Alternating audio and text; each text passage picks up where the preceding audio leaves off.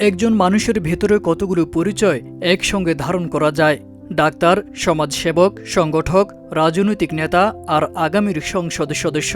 Doctor S M Khaliduzzaman যেন তার জীবনের মাধ্যমে সেই প্রশ্নেরই উত্তর। চমকে ভরপুর এক ব্যক্তিগত ও কর্মময় জীবন তার। সামনে এগিয়ে যাওয়ার তীব্র ব্যস্ততায় পেছনে ফিরে তাকানোর সময় নেই। তার কাঁধে যে দায়িত্ব তা কেবল ব্যক্তিগত নয়, সামাজিক ও জাতীয় পরিসরেও তা গুরুত্বপূর্ণ। ত্রয়োদশ জাতীয় সংসদ নির্বাচনে ঢাকা ১৭ আসনে বাংলাদেশ জামায়াতে ইসলামীর প্রার্থী হিসেবে ডাক্তার এস এম খালিদুজ্জামান এখন পরিচিত ও আলোচিত এক মুখ। চিকিৎসা পেশায় সাফল্য, সমাজসেবা নিরলস উপস্থিতি এবং মানুষের পাশে দাঁড়ানোর অভ্যাস সব মিলিয়ে এই আসনে শিশু থেকে বৃদ্ধ, নারী পুরুষ সবার কাছেই তিনি হয়ে উঠেছেন আস্থার নাম। যেদিকে তাকানো যায় সেদিকে তার কর্মের ছাপ এবং মানুষের মুখে মুখে তার প্রশংসা। ঢাকা ১৭ আসন রাজনৈতিকভাবে একটি হেভিওয়েট আসন। এই আসনে তার বিপরীতে প্রার্থী হয়ে দাঁড়িয়েছেন বিএনপির চেয়ারম্যান তারেক রহমান, যা নিঃসন্দেহে বড় রাজনৈতিক বাস্তবতা। তবে ডাক্তার খালিদুজ্জামান এটিকে কোনো ভয়ের জায়গা হিসেবে দেখেন না। তার ভাষায় তিনি শাসক হতে নয়, জনগণের খাদেম হতে মাঠে নেমেছেন। মানুষের খেদমত করাই তার রাজনীতির মূল দর্শন। সামনে যত চ্যালেঞ্জই আসুক তা মোকাবিলায় তিনি দৃঢ় প্রতিজ্ঞ। আমার প্রতিপক্ষের দল অলরেডি আমার কোয়ালিটি নিয়ে তারা বিভিন্নভাবে রাষ্ট্রীয় প্রতিষ্ঠানকে খাটিয়ে রাজনৈতিক প্রতিহিংসা শুরু করেছে। সেটার জবাব তারা জনগণ, আমার পেশেন্টরাই দিয়েছে যে বাংলাদেশে এরকম যে সাকসেস বাংলাদেশে তার বলতে পারেন 10-20%ও কারো নাই। সুতরাং তারা সেখানে তাদের একটা গোল দিতে যে 3টা গোল তারা খেয়েছে। হাদি ভাই গেছেন, আমাদের নেতৃবৃন্দ শহীদ হয়েছেন। আমরাও শহীদি তামান্না নিয়েই এই রাজনীতি করি। আমাদেরকে যেতে হবে, প্রয়োজনে আমরা চলে যাব, কিন্তু এই দেশের মানুষের অধিকার আদায়ের সংগ্রাম থেকে আমরা পিছু পা হব না। মাঠের রাজনীতির পাশাপাশি চিকিৎসা জগতেও ডাক্তার খালিদুজ্জামানের জনপ্রিয়তা আকাশচুম্বী। রোগীদের সঙ্গে তার আন্তরিক সম্পর্ক তাকে আলাদা করে চেনায়। রোগীর কথা মন দিয়ে শোনা, তাদের হারানো সময়ের মূল্য বোঝা এবং দ্রুত ও কার্যকর চিকিৎসা শুরু করার মানসিকতা তাকে একজন মানবিক চিকিৎসকে পরিণত করেছে। এই অভিজ্ঞতা ও দায়বদ্ধতা থেকেই তিনি চেয়ারম্যানের দায়িত্ব নিয়ে গড়ে তোলেন বাংলাদেশ ফার্টিলিটি হাসপাতাল।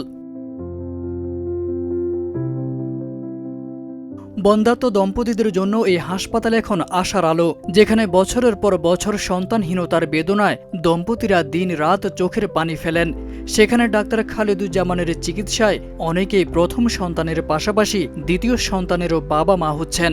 সাশ্রয়ী মূল্যে উন্নত চিকিৎসা পেয়ে রোগীরা যেমন সন্তুষ্ট, তেমনি সফলতার সংবাদ নিয়ে তারা সৃষ্টিকর্তার কাছে শুকরিয়া আদায় করেন। আমার মেয়ে 11 বছর এখন বয়স চলতেছে। আমি বাংলাদেশ ফার্টিলিটি হসপিটালে ট্রিটমেন্ট করে আমার একটি বাচ্চা কনসিভ হয়। আমার প্রথম বেবিটা নর্মালি হয়, কিন্তু বিয়ের দীর্ঘ 9 বছর পরে আমি বাংলাদেশ ফার্টিলিটিতে চিকিৎসা চালাই। স্যারকে দেখি, স্যার যখন কথা বলে, ওনার যে আন্তরিকতা দেখে আমার এত ভালো লাগছে। বাট উনি কিছুই দেখেনি, উনি সাথে সাথে ট্রিটমেন্ট চালু করে। তারপর আমি 2 দিন পরে ঠিক মনে হয় 2 দিন পরে আমি ট্রিটমেন্ট চালু করি। আল্লাহর রহমতে আমি সাকসেস। আমি দীর্ঘ 6 বছর যাবৎ ইনফার্টিলিটির সমস্যায় ভুগতেছি। আমি অনেক ট্রিটমেন্ট নিয়েছি, তাও সফল হই নাই। অবশেষে ফেসবুকে আমি স্যারের খোঁজ পাই, তখন স্যারের কাছে আসছি। আসার পরে এখন স্যারের চিকিৎসায় আমার পজিটিভ হয়েছে।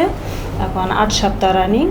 খালিদুজ্জামান স্যারের কাছে আমরা যে কোনো বিষয়ে যখন ফার্স্টে পরামর্শ নিই, ওনার কথাবার্তা অনেক আন্তরিক মনে হয়েছে এবং যে ওনার কাছ থেকে আমরা ভালো পরামর্শ পাইছি। ইভেন ফিনান্সিয়াল ব্যাপারে অনেক সময় দেখা গেছে যে আমাদের মনে হচ্ছে যে টাকা অনেক বেশি লাগতেছে, সেক্ষেত্রে আমাদের টাকাটা অ্যারেঞ্জ করে একটু অসুবিধা ছিল।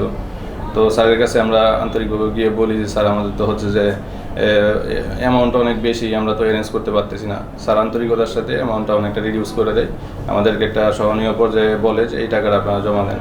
আমার পেশেন্টের দোয়া, যেমন আমার এই যে 15 বছরে আমার বাসায় 4 বার পুলিশ অ্যারেস্ট করতে আসছে, কিন্তু ফরচুনেটলি আমার বাসা থেকে তারা লাস্টলি কেন জানি লাস্টলি চলে যায়।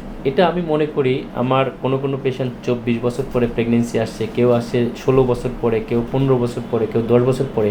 আজকে আপনারা দেখবেন এখানে প্রায় 100 প্রেগনেন্সি।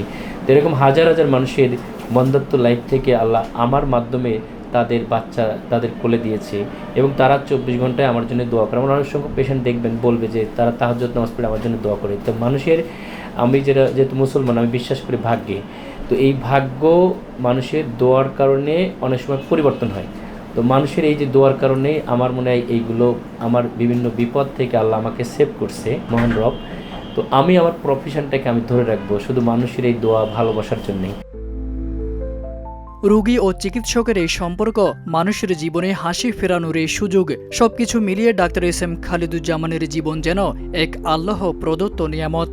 মানুষের সেবা, রাজনীতি ও চিকিৎসা, 3 ক্ষেত্রেই তিনি নিজেকে প্রমাণ করেছেন দায়িত্ববান, মানবিক এবং ভবিষ্যৎমুখী একজন মানুষ হিসেবে। তারেক আজিজ খান, প্রজন্ম 24।